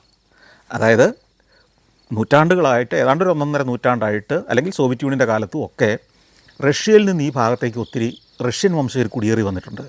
അവരുടെ ഒരു പട്ടണമാണിത്. അവരിങ്ങനെ ഒന്നിച്ച് താമസിക്കുന്ന കുറേയേറെ പട്ടണങ്ങൾ ഈ കിർഗിസ്ഥാനിൽ പലയിടത്തായിട്ടുണ്ട്. ഇവർ ഇവിടെ താമസിക്കുന്നു, ഇവിടെ കൃഷി ചെയ്യുന്നു. അവർ ഈ പൗരന്മാർ തന്നെയാണ്, കിർഗിസ്ഥാൻ പൗരന്മാർ തന്നെയാണ്. ഇപ്പോൾ ഇത്ര ആളുകൾ വരാനുള്ളൊരു കാരണം എന്താണെന്ന് വെച്ച് കഴിഞ്ഞാൽ, ഈ റഷ്യ യുക്രൈൻ യുദ്ധം തുടങ്ങിയ സമയത്താണ് ഞാനീ പോകുന്നത്. അപ്പോൾ ഈ യുദ്ധം തുടങ്ങിക്കഴിഞ്ഞപ്പം പുട്ടിനൊരു പ്രസ്താവന നടത്തി. എല്ലാവരും യുദ്ധത്തിന് റെഡിയായിരുന്നോണം, പട്ടാളത്തിൽ എല്ലാവരും ചേരേണ്ടി വരും, നമുക്ക് അംഗബലം കുറച്ചുകൂടെ കൂട്ടേണ്ടതുണ്ടെന്ന് പറഞ്ഞപ്പോഴത്തേക്കും ഈ പ്രദേശത്ത് നിന്നും റഷ്യയിലെ പല പട്ടണങ്ങളിലേക്കും തൊഴിൽ തേടിപ്പോയിരുന്നവരെല്ലാം കിട്ടിയ കാശുമായിട്ട് അവധിയെടുത്ത് നേരെ ഇങ്ങോട്ട് മുങ്ങി തിരിച്ച് നാട്ടിലേക്ക് വന്നു. അപ്പോൾ ഇവരെല്ലാം നാട്ടിൽ കൂടെ വിലസുന്നൊരു സമയമാണ്. അപ്പോൾ ഇവരുടെ ഒരു ധാരണ ഇരുന്നത് ഇതൊരു 1-2 മാസം കൊണ്ട് യുദ്ധം തീരും, അത് കഴിഞ്ഞ് തിരിച്ചു പോകാമെന്നാണ്. പക്ഷേ ഒന്ന് ആലോചിക്കണം, നമ്മളീ പറയുമ്പോഴും യുദ്ധം തീർന്നിട്ടില്ല. അവരുടെ ഗതി എന്തായെന്ന് ഇപ്പം ഞാൻ ആലോചിക്കുന്നുണ്ട്. തിരിച്ചു പോയോ, അതോ ഇപ്പോഴും ആ ഗ്രാമത്തിൽ അല്ലെ ആ പട്ടണത്തിൽ തന്നെ താമസിക്കുകയാണോ, അതോ വീണ്ടും പോയി യുദ്ധത്തിൻ്റെ ഭാഗമായോ, ഒന്നും അറിയത്തില്ല. വീണ്ടും യാത്ര ചെയ്ത് കുറച്ചുകൂടി ചെന്ന് കഴിയുമ്പോഴത്തേക്കും ഗോതമ്പ് പാടങ്ങളാണ് 2 വശത്തും. ഈ ഗോതമ്പ് പാടങ്ങളിൽ പല പണികളും നടക്കുന്നുണ്ട്. പക്ഷേ കൊയ്ത്ത് കഴിഞ്ഞു പലയിടത്തും. ഒരിടത്ത് ചെല്ലുമ്പോൾ പാടത്ത് കുറച്ച് ആളുകളുണ്ട്. ഒരു ലോറി പാടത്ത് ഇറങ്ങിക്കിടപ്പുണ്ട്. ഞാൻ വണ്ടി നിർത്താൻ പറഞ്ഞു, അവിടെ ഇറങ്ങി. പാടത്തിലേക്ക്. അപ്പോൾ ഞാൻ പറഞ്ഞു, എലമാൻ നിങ്ങൾ ആദ്യം മുമ്പേ നടന്ന് ഒന്ന് ഇൻട്രൊഡ്യൂസ് ചെയ്യണം, ഞാൻ അപകടകാരിയല്ല, ഇങ്ങനെ വന്നതാണ്, ഒന്ന് വീഡിയോ ഒക്കെ ഒന്ന് ഷൂട്ട് ചെയ്തോട്ടെ എന്നൊക്കെ ഒന്ന് ചോദിക്കുക, നിങ്ങളൊരു നയത്തിലൊന്ന് വർത്താനമൊക്കെ പറഞ്ഞൊന്ന് ഒതുക്കിയെടുക്കവരെ. എലമാൻ സമ്മതിച്ചു. എലമാൻ അങ്ങ് ഇറങ്ങി. അവിടെ നിന്നൊരു ചെറുപ്പക്കാരനോട് സംസാരിച്ചു. ആ ചെറുപ്പക്കാരനെ എനിക്കൊന്ന് പരിചയപ്പെടുത്തി. അയാളുടെ പേര് അർഗ്യാൻ എന്നാണെന്ന് പറഞ്ഞു. അർഗ്യാൻ കുറച്ച് ഇംഗ്ലീഷൊക്കെ അറിയാം, റഷ്യൻ അറിയാം നന്നായിട്ട്, റഷ്യൻ ഇവർക്കൊക്കെ അറിയാം. അപ്പോൾ എലമാൻ പറഞ്ഞു, ഈ അർഗ്യാനും 3 സഹോദരങ്ങളും കൂടെയാണ് ഈ പണി ചെയ്യുന്നത്. ഇവരൊരു പഴഞ്ചനൊരു സോവിയറ്റ് കാലത്തെ നമ്മൾ കണ്ടിട്ടുള്ള ചില സിനിമകളിൽ കണ്ടിട്ടുള്ള ട്രക്കുകളുണ്ടല്ലോ, അതുപോലത്തെ മൂക്കുരുണ്ട ആ ട്രക്കുമായിട്ടാണ് വന്നിരിക്കുന്നത്. ഇവർ ചെയ്യുന്നതെന്ന് വെച്ച് കഴിഞ്ഞാൽ ഈ വൈക്കോൽ കച്ചവടക്കാരാണ്. ഇപ്പോൾ കൊയ്ത്ത് കഴിഞ്ഞ സമയമാണ്. ഈ കൊയ്ത്തിന് മുമ്പ് തന്നെ ഇവർ ഈ പ്രദേശത്തെ കർഷകരുടെ എല്ലാം അടുത്ത് ചെന്നിട്ട് ഇവർ വൈക്കോലിൻ്റെ കച്ചവടം ഉറപ്പിക്കും. അവർക്ക് ഗോതമ്പൊന്നും വേണ്ട, ഗോതമ്പ് പാടങ്ങളാണല്ലോ, വൈക്കോൽ മാത്രം മതി. ധാരാളം പശുക്കളുണ്ട് ഇവിടുത്തെ കർഷകർക്ക്. അപ്പോൾ ഈ പശുക്കൾക്ക് വേണ്ട വൈക്കോൽ, പശുവും കുതിരയുണ്ട്, അപ്പോൾ അത് സപ്ലൈ ചെയ്യുന്ന ആൾക്കാരെ ഇവർ ഹോൾസെയിലായിട്ട്. ഈ നിരത്തിയിട്ടിരിക്കുന്ന വൈക്കോൽ ഒരു യന്ത്രമുണ്ട്, ഒരു ട്രാക്ടറിൻ്റെ പുറകെ ഘടിപ്പിച്ച ഒരു യന്ത്രമാണ്. അതുകൊണ്ട് ഇത് ബണ്ടിൽ ചെയ്ത് പോകും. അപ്പോൾ അങ്ങനെ ബണ്ടിൽ ചെയ്യുന്നത് ഇവരൊരു ഒരു ഫോർക്ക് പോലത്തെ ഒരു കുന്തം പോലത്തെ ഒരു സാധനം, നമ്മുടെ തൃശൂലം പോലെ ഇരിക്കും, അതുപോലത്തെ ഒരു സാധനം കൊണ്ട് കുത്തി എടുത്ത് വണ്ടിയെ കൊണ്ടുപോയിടും. ഈ പണിയാണ്. അത് നിറച്ച് അവർ കൊണ്ടുപോകും. ഇവർക്ക് എവിടെയോ കൊണ്ടുപോയി സ്റ്റോക്ക് ചെയ്യുന്ന സ്ഥലമൊക്കെ ഉണ്ട്. അടുത്ത പട്ടണത്തിലാണ് ഇവരുടെ വീടെന്നൊക്കെ പറഞ്ഞു. ഇങ്ങനെ കുറേ വിശേഷങ്ങളൊക്കെ പറഞ്ഞു. അപ്പോഴാണ് ഞാൻ കാണുന്നത്, അങ്ങ് മലയുടെ അടിവാരം വരെ ഈ പാടം ഇങ്ങനെ നീണ്ടു കിടക്കുക. അങ്ങേ അറ്റത്ത് പോയിട്ട് ഈ ബണ്ടിൽ ചെയ്യുന്ന മെഷീൻ ഇങ്ങനെ തിരിച്ചു വരുന്നുണ്ട്. ഒരു ട്രാക്ടറിൻ്റെ പുറകെ കെട്ടിയിട്ടിരിക്കുക. അപ്പോൾ ഇവരിങ്ങനെ ആ അരിയിൽ ഇട്ടിരിക്കുന്നതിനെ ഇങ്ങനെ വാരിയെടുത്ത് ഒരു വലിയൊരു അച്ചു പോലത്തെ പുട്ടുകുറ്റി പോലെ ഒരു ചതുരാകൃതിയിലുള്ള ഒരു അച്ചിനകത്തേക്ക് കയറ്റി അടിച്ച് ഒരു നൂൽക്കമ്പി കൊണ്ട് അതിനെ കെട്ടി കുറച്ച് കഴിയുമ്പോഴത്തേക്ക് പുട്ടുകുറ്റിക്കകത്ത് പുട്ട് തള്ളിയിടുന്ന പറഞ്ഞ പോലെ ഇവനെ പുറത്തേക്ക് തള്ളിയിടും. ഇങ്ങനെ വഴിയിൽ ഈ പാടത്ത് കൃത്യമായ ഇടവേളകളിൽ ഈ ബണ്ടിലുകൾ ഇങ്ങനെ വീണുകൊണ്ടിരിക്കും. ആദ്യം ഇവന്മാർ ഈ കുന്തം കൊണ്ട് കുത്തിയെടുത്ത് ലോറിക്കകത്തോട്ട് ഫീഡ് ചെയ്യും, നിറയ്ക്കും. ഇതാണ് ഇവരുടെ പരിപാടി. കുറേ നേരം അവരുടെ വർത്തമാനമൊക്കെ പറഞ്ഞിരുന്നു. കുറച്ചുകൂടി ഓടിക്കഴിയുമ്പോഴത്തേക്ക് നമ്മൾ പുൽമേടുകളൊക്കെ ഒരു ഭാഗത്തേക്ക് എത്തുന്നു. പുൽമേട് എന്ന് പറഞ്ഞാൽ നമ്മളുടെ ഒരു അരയപ്പം പുല്ലുണ്ട്, അത്ര ഉയർന്ന പുല്ല, അതിൽ ചെറിയ പൂക്കളൊക്കെയുള്ള ഒരു പ്രത്യേകതരം പുല്ല, അതുള്ള കുന്നിൻ ചെരുവുകളിലൂടെ പോവുകയാണ്. അവിടെ എത്തുമ്പോഴത്തേക്കും തടാകം കുറേ അകലെയാണ്. തടാകം തീരാറായി എന്ന് മനസ്സിലായി. ഒരു 1.5 മണിക്കൂർ നമ്മളിപ്പോൾ ഓടിയെന്ന് എനിക്ക് തോന്നുന്നത്. അവിടെ വഴിയരികിൽ ഒരു ചെറിയ മേശയൊക്കെ ഇട്ട് ഒരാൾ ഒരു കുപ്പിക്കകത്ത്, ഒരു കുപ്പിയല്ല പല കുപ്പികൾക്കകത്ത് എന്തോ സാധനം വിൽക്കാൻ വെച്ചിട്ടുണ്ട്. ഒരു മഞ്ഞ നിറം, ഓറഞ്ച് നിറമൊക്കെയാണ്. ഞാൻ ചോദിച്ചു, എലമാൻ ഇത് എന്താ സാധനം? അപ്പോൾ എലമാൻ പറഞ്ഞു, അത് തേനാന്ന് തോന്നുന്നു. അന്നങ്ങനെയാണ് വണ്ടി നിർത്താൻ പറഞ്ഞു. എലമാൻ കുറച്ച് മുമ്പോട്ട് മാറ്റി വണ്ടി നിർത്തി. ഞങ്ങൾ ഇറങ്ങിച്ചെന്നു. ചെല്ലുമ്പോൾ തേൻ തന്നെയാണ്, തേൻ വിൽക്കാൻ വെച്ചിരിക്കുക പല കുപ്പികളിലായിട്ട്. അപ്പോൾ ഇയാളെ പരിചയപ്പെട്ടു. നല്ല പൊക്കമുള്ള ഒരു മനുഷ്യനാണ്. അങ്ങേരുടെ പേര് വ്ളാദിമിർ എന്നാണ്. ഇയാളൊരു റഷ്യൻ വംശജനാണ്. എത്രയോ കാലമായി ഇവിടെ താമസിക്കുന്ന റഷ്യൻ വംശജരിൽ ഒരാളാണ്. അപ്പോൾ പുള്ളിയുടെ പ്രധാന പരിപാടി ഈ തേൻ വിൽപ്പനയാണ്. അപ്പോൾ ഞാൻ ചോദിച്ചു, ഇത് എവിടെ നിന്നാണ് നിങ്ങൾക്ക് തേൻ കിട്ടുന്നത്? അപ്പം ഇയാൾക്ക് ഇംഗ്ലീഷ് അറിയില്ല, എലമാൻ വഴിയാണ് ഈ സംസാരമല്ല. അപ്പം പറഞ്ഞു, പുള്ളി പുറകോട്ട് ചൂണ്ടി. അപ്പോഴാണ് നമ്മൾ ശ്രദ്ധിക്കുന്നത്, ഈ പുറകിൽ ഒരു പുൽമേടാണ്. അവിടെ കുറച്ച് മരങ്ങളുണ്ടായിരുന്നതുകൊണ്ട് നമ്മൾ കണ്ടില്ലെന്നേ ഉള്ളൂ. ആ പുൽമേട് അങ്ങ് നീണ്ടു പോവുകയാണ് ഈ തടാകത്തിൻ്റെ തീരം വരെ. ഈ പുൽമേട്ടിൽ കുറേ ട്രെയിലറുകളുണ്ട്. ഈ ട്രെയിലറിൽ നിറയെ തേനീച്ച പെട്ടികളാണ് അടുക്കി വെച്ചിരിക്കുകയാണ്. അത് കൊള്ളാം. അപ്പോൾ എലമാൻ ഇതിൻ്റെയൊക്കെ വിലയൊക്കെ ചോദിച്ചു. എലമാൻ ഇഷ്ടപ്പെട്ടു. ഒരു കുപ്പി വാങ്ങി. എന്നിട്ട് ഇതിൻ്റെ ഗുണഗണങ്ങളൊക്കെ ചോദിച്ച് മനസ്സിലാക്കി. ഈ എലമാൻ ഒരു പ്രത്യേകതയുണ്ട് കേട്ടോ. എലമാൻ ഒരു കായിക താരമാണ്. പുള്ളി ബോക്സിങ് ചാമ്പ്യനാണ്. അപ്പോൾ ഞാൻ ചോദിച്ചു, എവിടെയൊക്കെയാണ് മത്സരിച്ചിട്ടുള്ളതെന്ന് ഞാൻ ചോദിച്ചു. അപ്പോൾ പറഞ്ഞ പുള്ളിയുടെ ഗ്രാമത്തിലും നാട്ടിൻപുറത്തൊക്കെ ഉള്ളതേ ഉള്ളൂ, പക്ഷേ ആൾ ബോക്സിങ് ചാമ്പ്യനാണ്. നമ്മൾ എവിടെയെങ്കിലും വണ്ടി നിർത്തി ഇറങ്ങി ഞാൻ കാഴ്ചകൾ ഷൂട്ട് ചെയ്യാൻ നടക്കുന്ന സമയത്ത്, അപ്പോൾ എലമാന് ജോലിയില്ലല്ലോ, ആ സമയത്തെല്ലാം പുള്ളി ഇങ്ങനെ പഞ്ച് ചെയ്തുകൊണ്ടാണ് നടക്കുന്നത്. എക്സസൈസ് ചെയ്യും, ഇടയ്ക്കിടയ്ക്ക് ഇങ്ങനെ കാണിക്കും. എപ്പോൾ നോക്കിയാലും പുള്ളി ഇങ്ങനെ ജോഗ് ചെയ്യും. ഹെൽത്ത് കാര്യത്തിൽ ഭയങ്കര ശ്രദ്ധയാണ്. അപ്പോൾ അതുകൊണ്ട് ഇതിനകത്ത് ഈ തേനിനകത്തുള്ള ഗുണഗണങ്ങൾ അതൊക്കെ ഈവൻ നമ്മുടെ വ്ളാദിമിർ പറഞ്ഞു കൊടുക്കുന്നുണ്ട്. അപ്പം ഇവൻ വളരെ സന്തോഷത്തോടെ ഹെൽത്തി ആയിട്ടുള്ള എന്ത് സാധനം പുള്ളി കാശ് കൊടുത്ത് മേടിക്കും. അങ്ങനെ ഒരു കുപ്പി തേനൊക്കെ വാങ്ങിച്ചു. അപ്പോൾ ഞാൻ പറഞ്ഞു, എനിക്കെന്നാൽ ഈ ഫാം ഒന്ന് കാണാൻ പറ്റുമോ, നിങ്ങളുടെ ഈ ട്രെയിലറിനകത്ത് തേനീച്ച വളർത്തുന്ന സ്ഥലം? അപ്പോൾ ഞങ്ങളങ്ങനെ നടന്നു പോയപ്പോഴത്തേക്കും പുറകെ ഇയാളും വന്നു. അയാൾ പറഞ്ഞു, തേനീച്ച ഉണ്ട്, നിങ്ങളെ കുത്തും, അവിടെ നിന്ന് പയ്യെ പോകാൻ പറഞ്ഞു. വ്ളാദിമിർ വിളിച്ചു പറഞ്ഞു. നമ്മൾ ആ ട്രക്കിൻ്റെ അല്ലെങ്കിൽ ആ ട്രെയിലറിൻ്റെ അടുത്തോട്ട് എത്തുമ്പോഴത്തേക്കും അവിടെ മുഴുവൻ തേനീച്ചയാണ്. ട്രെയിലറിൻ്റെ ഒരറ്റത്ത് ഒരു ക്യാബിനുണ്ട്, ഒരു ചെറിയ ക്യാബിൻ. ഈ ക്യാബിനകം ഒരു ബെഡ്റൂമും കൂടിയാണ്. ഈ ക്യാബിനകത്താണ് നമ്മുടെ വ്ളാദിമിർ താമസിക്കുന്നത്. വ്ളാദിമിർ മാത്രമല്ല, വേറെ ഒരു ട്രെയിലറിനകത്ത് ഇയാളുടെ 2 സുഹൃത്തുക്കളുണ്ട്. 3 സുഹൃത്തുക്കളായ പാർട്ട്ണർമാർ ചേർന്നാണ് ഈ പ്രസ്ഥാനം നടത്തുന്നത്. ഏതാണ്ട് 100 ചില്ലുവാനം പെട്ടികളുണ്ട്, തേനീച്ച പെട്ടികൾ. അതിൽ വ്ളാദിമിറിന് 30 പെട്ടികളേ ഉള്ളൂ, ബാക്കിയുള്ളതൊക്കെ ഈ സുഹൃത്തുക്കളുടെയാണ്. അപ്പോൾ ഇവരൊന്നിച്ചാണ് ഇങ്ങനെ ജീവിക്കുന്നത്. അപ്പോൾ ആ കഥയൊക്കെ വ്ളാദിമിർ അവിടെ വെച്ച് പറഞ്ഞു. കൂടാതെ ഈ സമ്മറിൽ, അതായത് ഒരു വസന്തകാലം മുതൽ തണുപ്പ് കാലം തുടങ്ങുന്നിടം വരെയാണ് ഈ തേനീച്ചകൾ ആയിട്ട് ഇവർ സഞ്ചരിക്കുന്നത്. വിൻ്റർ ആകുമ്പോഴത്തേക്കും ഇവരുടെ ഗ്രാമത്തിലേക്ക് തിരിച്ചു പോകും, അവിടെ താമസിക്കും. എന്നിട്ട് വിൻ്ററിൽ ഈ തേന് ഈ പെട്ടിക്കകത്ത് നിന്ന് എടുക്കുകയില്ല. കാരണം ഈ വിൻ്റർ അതിജീവിക്കാനുള്ള തേൻ ഇവർക്ക് വേണമല്ലോ, ഈ തേനീച്ചകൾക്ക് വേണം. സമ്മർ തുടങ്ങിക്കഴിഞ്ഞാൽ, മഞ്ഞുകാലം കഴിഞ്ഞാൽ വീണ്ടും ഇവരിറങ്ങും. ഇത് ഓരോ സ്ഥലത്തേക്ക് ഇവർ സീസൺ അനുസരിച്ച് ഇങ്ങനെ മാറിക്കൊണ്ടിരിക്കും. അപ്പോൾ എനിക്ക് ഭയങ്കര കൗതുകമായി. അതായത് താമസിക്കാനുള്ള ക്യാബിനൊക്കെയുള്ള ഒരു ട്രക്കുമായിട്ട് ഇങ്ങനെ പോവുകയാണ്. ഓരോ പുൽമേടുകളിൽ, ഓരോ കായൽ തീരങ്ങളിൽ, അല്ലെങ്കിൽ തടാക തീരങ്ങളിൽ, അല്ലെങ്കിൽ മലഞ്ചെരുവുകളിൽ ഇവരിങ്ങനെ പോയി മാസങ്ങളോളം താമസിക്കുന്നു. അവിടെ വഴിയിൽ കൊണ്ടുപോയി ഇത് വിറ്റ് കാശാക്കുന്നു. കൂടാതെ ഇവർക്കൊരു കാറൊക്കെ ഉണ്ട് അവിടെ. ഈ കാറിൽ ഇവർ ഈ സാധനങ്ങൾ നിറച്ച് തേനെടുക്കുന്ന സമയത്ത് അതുമായിട്ട് സൂപ്പർ മാർക്കറ്റുകളിലും കടകളിലും കൊണ്ടുപോയി വിൽക്കുകയും ചെയ്യും. അപ്പോൾ ഞങ്ങൾക്കൊരു നെറ്റൊക്കെ കൊണ്ടുവന്ന് മുഖത്തോടെയൊക്കെ ഇടാനുള്ള ഒരു സാധനം കൊണ്ടുവന്നു, അല്ലെങ്കിൽ കുത്തു എന്ന് പറഞ്ഞു. എന്നിട്ട് ഒരു പെട്ടി തുറന്ന് കാണിച്ചു. അതിനകത്ത് ഈ തേൻ കൂടൊക്കെ എടുത്ത് കാണിച്ചു തന്നു. ഒരു ഫ്രെയിമിനകത്ത് ഈ തേൻകൂടും അല്ലെങ്കിൽ മെഴുകുകൊണ്ടുള്ള തേൻകൂടുണ്ടല്ലോ, തേനീച്ച ഉണ്ടാക്കുന്ന ആ കൂട്, അതിൽ തേന്, ഇതൊക്കെ എന്നെ പൊക്കി കാണിച്ചു. അതൊക്കെ ഞാൻ ഷൂട്ട് ചെയ്തു. അപ്പോഴത്തേക്കും അയാളുടെ ഒരു സുഹൃത്തു കൂടെ വന്നു. അയാളെ ഞങ്ങൾക്ക് പരിചയപ്പെടുത്തി കുറച്ച് നേരം കഥയൊക്കെ പറഞ്ഞു തന്നു. അപ്പോഴത്തേക്കും ഒരു വയസ്സനായ ഒരു മനുഷ്യനുണ്ടായിരുന്നു. അയാളൊരു ക്യാബിനകത്ത് നിന്ന് ഇറങ്ങി വരുന്നു. പുള്ളി വലിയ സൗഹൃദമൊന്നും കാണിച്ചില്ല, പക്ഷേ പുള്ളി ഒന്ന് ഹായ് പറഞ്ഞു, അകത്തേക്ക് പോയി. കുറച്ച് നേരം അവിടുത്തെ ദൃശ്യങ്ങളൊക്കെ പകർത്തിയെടുത്ത് അങ്ങനെ നിൽക്കുമ്പോഴത്തേക്കും ഈ എലമാൻ ബോക്സിംഗ് ചാമ്പ്യനാണെന്നുള്ളതൊക്കെ ഇയാൾ പറഞ്ഞെല്ലാവരോടും. അപ്പോൾ ആദ്യം അപ്പോൾ എലമാനോട് പറഞ്ഞു, അവിടെ നിൽക്ക്, ഞാനൊരു സാധനം കൊണ്ടുവരാമെന്ന് പറഞ്ഞു. ഇയാൾ വീണ്ടും ഈ ക്യാബിനകത്തേക്ക് പോയി. അതിനകത്ത് പോയി ഒരു ഡപ്പി എടുത്തുകൊണ്ട് വന്നു. അതിനകത്ത് കുറച്ച് സാധനം കയ്യിലേക്ക് ഇട്ട് കൊടുത്തു. ഇത് കഴിക്കാൻ പറഞ്ഞു. കഴിച്ചു നോക്കി. അതായത് ഈ തേൻ ക്രിസ്റ്റലൈസ് ചെയ്തിരിക്കുന്ന ഒരു സാധനമാണെന്നാണ് പറയുന്നത്. ഇത് ഭയങ്കര എനർജി നൽകുന്ന സാധനമാണ് അത്രേ. ഇത് കേട്ടത് എലമാൻ ആവേശമായി. എലമാൻ പറഞ്ഞു, എനിക്ക് 2 പെട്ടി വേണം. ഇയാൾ പറഞ്ഞു, ഇത്രയേ ഉള്ളൂ സാധനം ഇപ്പോൾ ഇവിടെ, പിന്നെ വന്നു കഴിഞ്ഞാൽ കുറച്ചുകൂടെ ഞാൻ ശേഖരിച്ച് വെക്കാം. ഇതിൻ്റെ ഗുണഗണങ്ങളൊക്കെ ഈ വ്ളാദിമിർ പറഞ്ഞു. എലമാൻ ആവേശമായി. എലമാൻ കുറച്ച് കൂടുതൽ സാധനമൊക്കെ വാങ്ങി. അങ്ങനെ തേനും എനർജിക്കുള്ള സാധനവും ഇനി അടുത്ത ചാമ്പ്യൻഷിപ്പിൽ ശത്രുക്കളെല്ലാം ഇടിച്ച് നിരപ്പാക്കും എന്നുള്ള മട്ടിൽ വലിയ ആവേശത്തോടെ പുള്ളി ഈ പെട്ടിയൊക്കെ മേടിച്ച് ഈ തേനും സാധനങ്ങളെല്ലാം ആയിട്ട് കാറെ വന്ന് കയറി ഞങ്ങൾ വീണ്ടും യാത്രയാകണം. വീണ്ടും കുറച്ചുകൂടി ഓടിക്കഴിയുമ്പോഴത്തേക്കും കാരക്കോൾ പട്ടണത്തിൻ്റെ കവാടം, പഴയ സോവിയറ്റ് നാടുകളിലെല്ലാം ആ ഗ്രാമത്തിലേക്ക് അല്ലെങ്കിൽ പട്ടണത്തിലേക്ക് കയറുന്നിടത്ത് ഒരു സ്തംഭം ഉണ്ടാവും. ആ പട്ടണത്തിൻ്റെ ഒരു ചിഹ്നവും അതിനോടനുബന്ധിച്ചായിട്ടുള്ളൊരു സ്തംഭവും കൂടെ ചേർന്നതായിരിക്കും. അങ്ങനെ കാരക്കോളിലേക്ക് എത്തുന്നു. കാരക്കോൾ വലിയൊരു പട്ടണമാണ്. പ്രത്യേകിച്ച് ഈ പറഞ്ഞ കിർഗിസ്ഥാൻ്റെ ഏതാണ്ട് കിഴക്കേ അറ്റത്തെ പട്ടണമാണ്. അവിടുന്ന് പിന്നെ ഏതാണ്ട് ഒരു 1.5 മണിക്കൂറോട് ഓടിക്കഴിഞ്ഞാൽ നമ്മൾ കസാക്കിസ്ഥാനിലെത്തും. പിന്നെ അങ്ങോട്ട് അധികം ജനവാസയിടങ്ങളൊന്നുമില്ല. ഈ തടാകത്തിൻ്റെ തന്നെ ഇസിക്കൂൾ തടാകത്തിൻ്റെയും കിഴക്കേ അറ്റത്ത് അതിൻ്റെ തീരത്തെ ഒരു പട്ടണമാണ്. അപ്പോഴത്തേക്ക് നല്ല വിശപ്പായി, ഉച്ചയായി. ഇത്രയും കുറേ സാഹസം കഴിഞ്ഞു. ഇതിനിടയ്ക്ക് ഞങ്ങളൊരു മ്യൂസിയമൊക്കെ കണ്ട, കഥയൊന്നും ഞാൻ പറയുന്നില്ലെന്നേ ഉള്ളൂ. ഭക്ഷണം കഴിക്കണം. ഞാൻ പറഞ്ഞു, നാടൻ ഭക്ഷണം, തനത് ഭക്ഷണം, വേറെ ഒന്നും വേണ്ട. അപ്പോൾ അവിടെയെല്ലാം ഈ കബാബുണ്ട്, ഷഷ്ലിക്കുണ്ട്, ഇങ്ങനെ റഷ്യൻ ഫുഡാണ് അവിടെ. അതെല്ലാം സ്ഥിരം കാണുന്ന ഭക്ഷണശാല. അപ്പോൾ അയാൾ പറഞ്ഞു, ഇതെവിടെയാണ് ഇപ്പോൾ നാടൻ ഭക്ഷണം കിട്ടുക, നമുക്ക് എന്തെങ്കിലും കഴിച്ചാൽ പോരെ. ഞാൻ പറഞ്ഞു, അതുപോരാ. അങ്ങനെ ഒരു നീളം കെട്ടിടത്തിൻ്റെ മുമ്പിൽ കൊണ്ടുപോയി വണ്ടി പാർക്ക് ചെയ്തു. അകത്ത് കയറി ചെന്നപ്പം 1-2 കുറച്ച് മേശകളിലൊക്കെ ആളുകളുണ്ട്. അതിലെ 2-3 പെൺകുട്ടികളാണ് വിളമ്പുകാർ.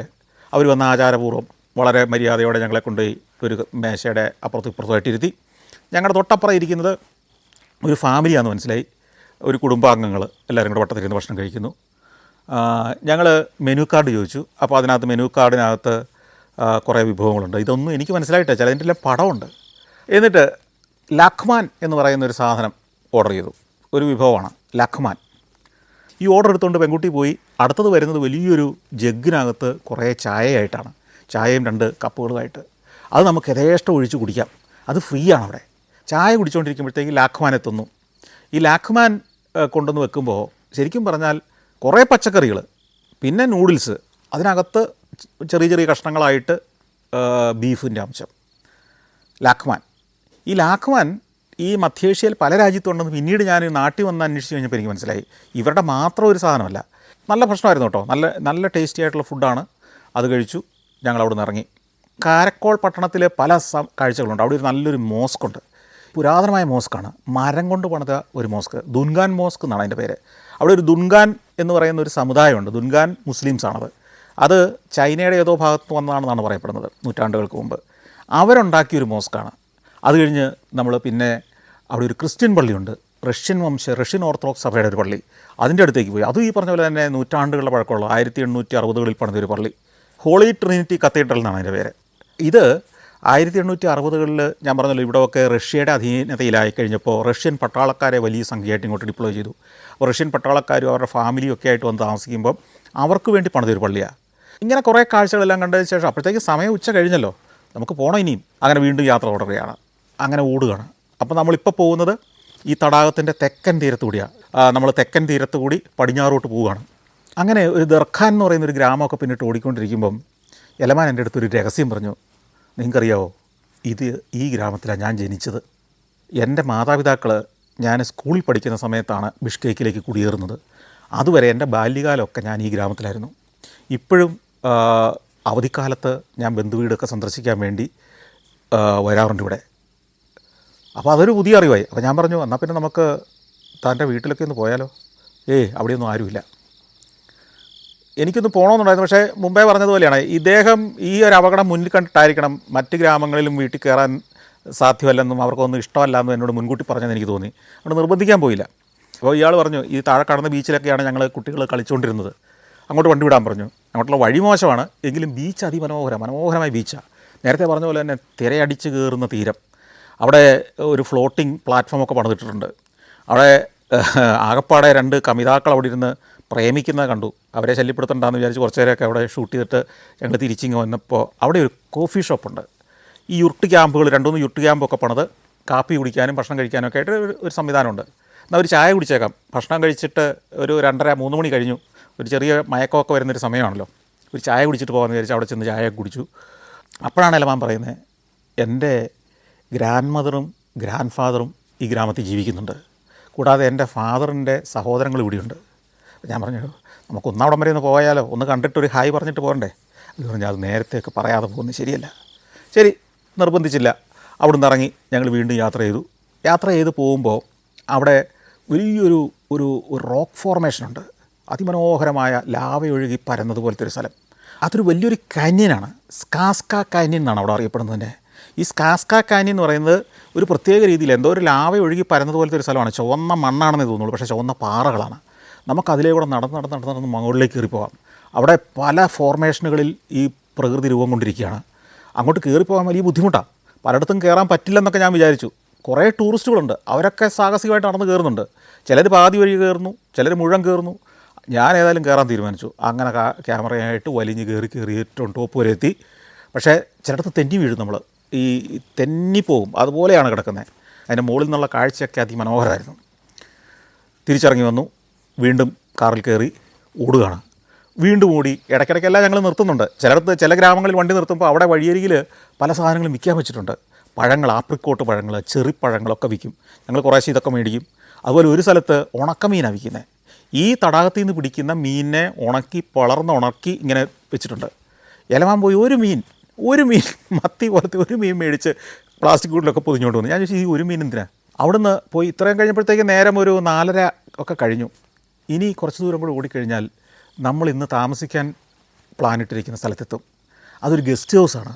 ഒരു വലിയൊരു ഹോട്ടലോ വമ്പനോ റിസോർട്ടോ ഒന്നുമല്ല, പക്ഷേ തടാക തീരത്തെ ഒരു ഗസ്റ്റ് ഹൗസ്. അങ്ങോട്ട് വണ്ടി വിടാം. അങ്ങനെ ഞങ്ങൾ മെയിൻ ഹൈവേയിൽ നിന്ന് ഉള്ളിലേക്കുള്ളൊരു പാതയിലേക്ക് വണ്ടി വിട്ടു. കുറച്ച് ദൂരം ഇനി ഈ അങ്ങോട്ട് പോയെങ്കിലേ തടാക തീരത്തെത്തൂ. തടാക തീരത്താണ് ഈ ഗസ്റ്റ് ഹൗസ്. അങ്ങനെ ഓടി ഒരു പുൽമേട് കയറി നമ്മൾ ഒരു ഗസ്റ്റ് ഹൗസിൻ്റെ സമീപത്തേക്ക് എത്തുന്നു. അക്താൻ ഗസ്റ്റ് ഹൗസ് ആൻഡ് യൂർട്ട് ഹൗസ് എന്നാണ് അതിൻ്റെ ശാസ്ത്രീയമായ പേര്. അക്താൻ ഗസ്റ്റ് ഹൗസ്. അപ്പോൾ വണ്ടി കൊണ്ടുപോയി നിർത്തി. എനിക്കൊരു ആശങ്ക, ഇത് എങ്ങനെയുണ്ട്, നമ്മളൊരു പരീക്ഷണമാണ്. ഒരു ഗസ്റ്റ് ഹൗസാണ്, വളരെ ബജറ്റ് ഫ്രണ്ട്ലിയാണ്. എലമാനും ഇന്ന് എൻ്റെ കൂടെ ഇവിടെ ഒരു മുറി അദ്ദേഹത്തിനും പറഞ്ഞിട്ടുണ്ട്. അപ്പോൾ ഇന്നലെ രാത്രി ബുക്ക് ചെയ്തതാണ്, എലമാനുമായിട്ട് ഡിസ്കസ് ചെയ്ത് ബുക്ക് ചെയ്തതായിരുന്നു ഈ ഹോട്ടൽ, ഈ ഗസ്റ്റ് ഹൗസ്. വണ്ടി നിർത്തി ഇറങ്ങിക്കഴിയുമ്പോഴത്തേക്കും 2 പട്ടികളാണ് നമ്മളെ സ്വീകരിക്കാൻ വരുന്നത്. എനിക്കൊരു ചെറിയ പേടിയാണ്, ഇത് പ്രശ്നക്കാരനാവോ. അപ്പോഴത്തേക്ക് ഇവൻ വന്നിരുന്നു, നമ്മുടെ ചുറ്റുമൊന്ന് മണം പിടിക്കുന്നു, പിന്നെ വാലാട്ടുന്നു, പിന്നെ സ്നേഹപ്രകടനമാണ്. ഇവന്മാർ ട്രെയിൻഡ് ആയിട്ടുള്ള റിസപ്ഷനിസ്റ്റുകളായി ഈ ഗസ്റ്റ് ഹൗസിലെ. അവരാണ് ആളുകളെ സ്വീകരിക്കുന്നത്. ഒരു കൊരയില്ല, ബഹളമില്ല, ഒന്നുമില്ല. നല്ല ഓമനത്വം തോന്നുന്ന ഫ്രണ്ട്ലി ആയ നായ്ക്കൾ. അവർ വരുന്നു, നമ്മളെ ചുറ്റും നടക്കുന്നു, വാലാട്ടുന്നു, സ്നേഹം പ്രകടിപ്പിക്കുന്നു. അപ്പോഴത്തേക്ക് ഞാൻ അവൻ്റെയൊക്കെ പുറത്തൊക്കെ ഒന്ന് തലോടിയപ്പോഴത്തേക്ക് എന്താ സ്നേഹം, വിട്ടുപോയില്ല. നമ്മുടെ കാലയിൽ ഒരഞ്ഞ് ചുറ്റും നടക്കുന്നു. ഇവന്മാർ നമ്മളെ റിസപ്ഷനിലേക്ക് കൂട്ടിക്കൊണ്ടു പോവുക ഈ നായ്ക്കൾ.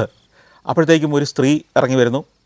ആ സ്ത്രീയും ഭർത്താവും കൂടി നടത്തുന്ന സ്ഥാപനമാണ്. സ്ത്രീയാണ് പ്രധാനമായിട്ട് ഇവിടെയുള്ളത്. അവർ പട്ടണത്തിൽ ഇവിടെയുള്ള ആളാണ്. ഈ അടുത്ത കാലത്ത് ഒരു കോവിഡിന് തൊട്ട് മുമ്പ് അവർ ഈ സ്ഥലമൊക്കെ മേടിച്ച് ഇത് സ്റ്റീൽ സ്ട്രക്ചറിൽ പണിതിരിക്കുന്നതാണ്.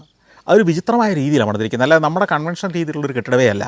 സ്റ്റീൽ സ്ട്രക്ചറുകളിൽ പണിതിട്ട് PVC ഷീറ്റുകൾ കൊണ്ട് മുറികളൊക്കെ മറച്ച് ഒരു കോസ്റ്റ് എഫക്റ്റീവായിട്ട് എന്നാൽ വളരെ പെട്ടെന്ന് പണിതെടുത്ത ഒരു സംഭവമാണ്. എന്നാൽ അതിൻ്റെ താഴെ നടുമുറ്റം പോലൊരു ഭാഗമുണ്ട്. ഒരു ഷേപ്പിലാണ് ഈ കെട്ടിടം കിടക്കുന്നത്. അതിൻ്റെ നടുഭാഗത്ത് ഒരു പൂളൊക്കെ ഉണ്ട്. അതിൻ്റെ വേറൊരു ഭാഗത്ത് ഒരു കിച്ചണുണ്ട്. കിച്ചണിൻ്റെ തിണ്ണയിൽ ആണ് മേശയൊക്കെ ഇട്ടിരിക്കുന്നത്. നമ്മൾ ഭക്ഷണം കഴിക്കേണ്ട ലഞ്ചും ഡിന്നറും ഒക്കെ അവിടെയാണ് സെർവ് ചെയ്യുക. ഇവിടുന്ന് സ്റ്റെപ്പ് കയറി മുകളിലത്തെ നിലയിലേക്ക് ചെല്ലാം. താഴത്തെ നിലയിൽ ഈ കിച്ചണും ഈ ഇവർ ഉടമസ്ഥർ താമസിക്കുന്ന സ്ഥലവും സ്റ്റോറും ജോലിക്കാർ താമസിക്കുന്ന സ്ഥലമൊക്കെ 2-3 സ്ത്രീകളും ഉണ്ട് അവരുടെ സഹായികളായിട്ട്. മുകളിലത്തെ നിലയിലാണ് നമ്മുടെ മുറി എന്ന് പറഞ്ഞു. അവിടെ 6 മുറികളാണ് ഉള്ളതെന്ന് പറഞ്ഞു. അതിൽ ഒരു വിങ്ങിനകത്ത് 3 മുറിയും മറ്റേ വിങ്ങിലൊരു 3 മുറിയും. ഇവരുടെ പേര് മിസ്സിസ് മെർബക്ക് എന്നാണ്. മെർബക്ക് ഞങ്ങളെ മുകളിലേക്ക് കൊണ്ടുപോയി. സ്റ്റെപ്പ് കയറി മുകളിലേക്ക് ചെന്ന് കഴിയുമ്പോൾ ആദ്യം ഒരു ലോബി ഒരു ബാൽക്കണി പോലൊരു ഭാഗമുണ്ട്. അവിടെയാണ് ഒരു ലോഞ്ചാണ്. അവിടെ എല്ലാ മുറിയിലുള്ളവർക്ക് 6 മുറിയേ ഉള്ളൂ. പിന്നെ താഴെ കുറേ യുർട്ട് ഹൗസുകൾ കൂടി ഉണ്ട്, 3-4 എണ്ണം. ഈ യുർട്ട് ഹൗസിലും റൂമിലുള്ളവരൊക്കെ വിശ്രമ സമയത്ത് വന്നിരിക്കുന്നൊരു സ്ഥലമാണ്. അവിടെ കുറച്ച് പുസ്തകങ്ങളൊക്കെ ഉണ്ട്, TV ഉണ്ട്. പിന്നെ അവിടെ ഒരു ഫ്രിഡ്ജുണ്ട്. അതാണ് പ്രധാനമായിട്ടും പറയേണ്ട കാര്യം. ഈ ഫ്രിഡ്ജിൽ നിറയെ ബിയർ അടുക്കി വെച്ചിരിക്കുക. ഈ ബിയർ നിങ്ങൾക്ക് ആവശ്യാനുസരണം പോയി എടുക്കാം. ഈ ഫ്രിഡ്ജിൻ്റെ മുകളിൽ ഒരു നോട്ട്ബുക്ക് വെച്ചിട്ടുണ്ട്. നിങ്ങൾ എടുക്കുന്ന ബിയറിൻ്റെ പേരും അതിൻ്റെ എണ്ണവും അവിടെ നിങ്ങൾ തന്നെ എഴുതി വെച്ചാൽ മതി. ഈ മിസ്സിസ് ബെർബക്കാണ് ഇത് പറഞ്ഞു തന്നെ. ഇങ്ങനെയാണ് എൻ്റെ ഇവിടുത്തെ ഒരു സിസ്റ്റം. ഭക്ഷണം കഴിക്കാൻ പക്ഷേ താഴെ ചെല്ലണം. കിച്ചൻ്റെ മുമ്പിലുള്ള തിണ്ണെ പോയിരിക്കണം. നല്ല സ്ഥലം അവിടെയൊക്കെ. ചെറിയ പൂളാണ്, പക്ഷേ മനോഹരമാണ്. ഈ സായിപ്പ് വരുന്നിടത്തൊക്കെ അവർക്ക് പൂള് നിർബന്ധമാണ്. ഈ മുകളിലത്തെ നിലയിലെ ഈ വരാന്ത ഒരു ബാൽക്കണിയാണ്. അതിലൂടെ മുറിയിലേക്ക് പോകാം. അതിൻ്റെ നടുക്കത്തെ ഒരു മുറി എനിക്ക് തന്നു. ആദ്യത്തെ മുറി എലമാന് കൊടുത്തു. എലമാൻ ബാഗൊക്കെ കൊണ്ടുപോയി വെച്ചു. ഞാനും എൻ്റെ ബാഗൊക്കെ വെച്ചു. പക്ഷേ ഈ അലുമിനിയം കൊണ്ടുള്ള ഡോറൊക്കെയാണ്. അത്ര ബലമുള്ളതൊന്നുമല്ല, പക്ഷേ അത് മതി. ചെറിയ മുറിയാണ്. ഞാൻ കിടക്കുന്ന മുറിക്കകത്ത് 2 കട്ടിലുണ്ട്. ആ 2 കട്ടിലിട്ടാൽ പിന്നെ ആർക്കും പിന്നെ വേറെ സ്ഥലമില്ല ഇതിനകത്ത്. വേറൊരു പ്രശ്നം ഇതിനകത്ത് ടോയ്ലറ്റ് ഇല്ല. ടോയ്ലറ്റ് ഈ വരാന്തയുടെ അങ്ങേറ്റത്താണ്. ഈ 3 മുറികൾക്ക് വേണ്ടി ഒരു ടോയ്ലറ്റ്. അങ്ങനെയാണ്. അതെല്ലാം കാണിച്ചു തന്നു, പരിചയപ്പെടുത്തി തന്നു. എന്നിട്ട് മിസ് മെർബക്ക് പറഞ്ഞു 6 മണിയാകുമ്പോൾ ഡിന്നർ റെഡിയാവും. നിങ്ങൾ അതുവരെ കാഴ്ചകളൊക്കെ ഉണ്ടോ, വേണേൽ ബീച്ചിലേക്ക് പോക്കോ. 6 മണിക്ക് ഒരു മണിയടിക്കും. അപ്പോൾ താഴേക്ക് വന്നാൽ മതി, ഡിന്നർ റെഡി. ഞാൻ മുറി കൊണ്ടുപോയി സാധനമൊക്കെ വെച്ചിട്ട് കുറച്ച് നേരം ഈ തടാകം കണ്ടുകൊണ്ട് ഈ ബാൽക്കണിയിൽ ഇങ്ങനെ നിൽക്കാം. വരാന്തയിൽ ഇങ്ങനെ നിന്നാൽ മനോഹരമായ കാഴ്ച. അപ്പോഴത്തേക്ക് സൂര്യൻ ഇങ്ങനെ താണു തുടങ്ങി. നല്ല തണുപ്പ്, തണുത്ത കാറ്റ്, അതിമനോഹരമായൊരു അനുഭവമായിരുന്നു. എൻ്റെ ജീവിതത്തിലെ മറക്കാത്ത വൈകുന്നേരമാണത്. അതിഗംഭീരം. അവിടെ ബിയറൊക്കെ നുണഞ്ഞിരിക്കുന്ന കുറച്ച് ആളുകളുണ്ട്. അവരൊക്കെ ഇങ്ങനെ പുസ്തകം വായിച്ചും കഥ പറഞ്ഞൊക്കെ എങ്ങനെ ഇരിക്കുന്നു. സുന്ദരമായൊരു വൈകുന്നേരം. ഞങ്ങൾ ബീച്ചിലേക്കൊന്ന് പോയി. ബീച്ചിൽ കുറച്ച് ആളുകൾ കളിക്കുന്നുണ്ട്, കുട്ടികളൊക്കെ ഉണ്ട്, നല്ല തിരയടിക്കുന്നുണ്ട്. അവിടെ കുറച്ച് നേരം സ്പെൻഡ് ചെയ്തു. പിന്നെ തിരിച്ചു വന്നു. അപ്പോഴും നായ്ക്കളുമായിട്ട് കുറച്ച് നേരം കളിച്ചു. അവർ നമ്മുടെ കൂടെ വട്ടം കറങ്ങി. പിന്നെ 6 മണിയായപ്പോൾ മണിയടി കേട്ടപ്പോഴത്തേക്കും നമ്മൾ താഴേക്ക് ചെല്ലുന്നു. അവിടെ ഇന്ന് നമുക്കുണ്ടാക്കിയിരിക്കുന്നത് ഒരു നാടൻ വിഭവമാണ്. നമ്മൾ മനസ്സിൽ കരുതിയിരുന്ന പോലെ ദിംലമ എന്ന് പറയുന്നൊരു ഭക്ഷണം. അതായത് ക്യാബേജിനെ വലിയൊരു ക്യാബേജിനെ 6 കഷ്ണങ്ങളായിട്ട് മുറിച്ചാൽ എങ്ങനെ ഉണ്ടാവും. എന്നിട്ട് ഇത് വെള്ളത്തിലിട്ട് പുഴുങ്ങുകയാണ്. നന്നായിട്ട് വേവിക്കും. പുഴുങ്ങി മാത്രമല്ല, ഇത്തിരി വെള്ളമുണ്ട്, ഒരു ഗ്രേവിയുണ്ട് അതിൻ്റെ കൂടെ. കൂടാതെ വലിപ്പത്തിൽ മുറിച്ചിട്ട ബീഫ്. അതൊക്കെ കുറേ സമയമെടുത്ത് വെന്തതാണെന്ന് മനസ്സിലായി.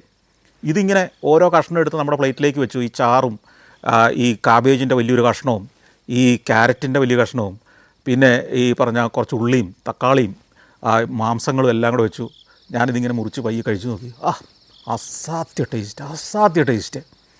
ഞാനും എലമാനും ഈ അത്താഴം കുറേ നേരം നാട്ടുവിശേഷങ്ങളും വീട്ടുവിശേഷങ്ങളും ഒക്കെ പറഞ്ഞ് അങ്ങനെ ഇരുന്ന് കഴിച്ചു. അപ്പോഴത്തേക്ക് നേരം നന്നായിട്ട് ഇരുട്ടി. കുറേയേറെ നേരം എലമാൻ്റെ വീട്ടിലെ വിശേഷങ്ങൾ, അവരുടെ ഗ്രാമീണ ജീവിതത്തിൻ്റെ പ്രത്യേകത ഒക്കെ പറഞ്ഞിരുന്നു. പിന്നെ ഞങ്ങൾ മുറിയിലേക്ക് പോകാൻ തീരുമാനിച്ചു. ഞങ്ങൾ മുറിയിലേക്ക് ചെല്ലുക. മുകളിലേക്ക് കയറി ചെന്നു. ഞങ്ങൾ ഒന്നിച്ചാണ് വന്നത്. അപ്പോൾ എലമാൻ മുറി തുറന്ന് അകത്തേക്ക് കയറുന്ന കണ്ടു. ഞാൻ എൻ്റെ മുറിയിലേക്ക് ഇങ്ങനെ നടക്കുമ്പോൾ എൻ്റെ മുറിയുടെ വാതിക്കലെത്തുന്നതിന് മുമ്പ് എലമാൻ്റെ മുറിയിൽ നിന്ന് ഒരു സ്ത്രീയുടെ ഒരു അലറിക്കരച്ചിലാണ് കേൾക്കുന്നത്. ഞാൻ പേടിച്ചു പോയി. ഞാൻ തിരിച്ചു ചെന്നു. എന്താ സംഭവം നോക്കുമ്പോൾ ഞാനങ്ങ് ചെല്ലുമ്പോഴത്തേക്ക് ഈ ഒരു സ്ത്രീ, ഒരു പെൺകുട്ടിയാണ്, ഒരു യുവതിയാണ്. അവൾ ചാടി ഈ മുറിയിൽ നിന്ന് പുറത്ത് ചാടുന്നു. എലമാൻ ഇങ്ങനെ ഒന്ന് വിറച്ച് നിൽക്കുകയാണ്. പുറത്ത് ചാടിയ സ്ത്രീ ഇങ്ങനെ മുറി മൊത്തത്തിലൊന്ന് നോക്കിയിട്ട് എലമാനോട് സോറി എനിക്ക് പറ്റിയ അബദ്ധമാണെന്ന് പറഞ്ഞ് പിന്നെ അവൾ പോകുന്നു. ഇവക്ക് മുറി മാറിപ്പോയതാണ്. എലമാൻ മുറിയിലേക്ക് കയറി ചെല്ലുമ്പോൾ ഇവൾ കട്ടിലേക്ക് കയറി കിടക്കുന്നു. എലമാനും ഇവളും പേടിച്ച് വരണ്ടു പോയി. ഏതായാലും വലിയൊരു സീൻ അവിടെ ഉണ്ടായി. എലമാൻ കുറച്ച് നേരം അവിടെ ഒന്ന് വിറച്ചു. അത് കഴിഞ്ഞ് പിന്നെ ഗുഡ് നൈറ്റൊക്കെ പറഞ്ഞ് അകത്തേക്ക് പോയി. ഞാനും മുറിയിലേക്ക് പോയി. പക്ഷേ എനിക്ക് ഉറക്കം വരുന്നുണ്ടായിരുന്നില്ല. ഞാൻ ആ ബാൽക്കണിയിൽ വന്നിരുന്നു. ആ തടാകത്തിൻ്റെ കാറ്റുയേറ്റ് ഈ കിർഗിസ്ഥാൻ്റെ കഥകൾ ഓർത്ത് അവിടെ ഏറെ നേരം ഇരുന്നു.